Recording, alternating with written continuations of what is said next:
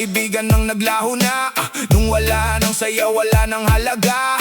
Mga pangakong parang usok lang pala, nawala kasabay ng hangin sa umaga. Ngunit natutunan kong harapin ang sakit, hindi lahat ng laban ay kailangang ipilit. May mga sugat na kusang naghihilom kapag natuto kang patawarin ang kahapon. At sa bawat gabing walang kasagutan, may aral na nakatago sa kadiliman. Hindi man malinaw ang daang tatahakin, patuloy pa rin ang aking paglakad.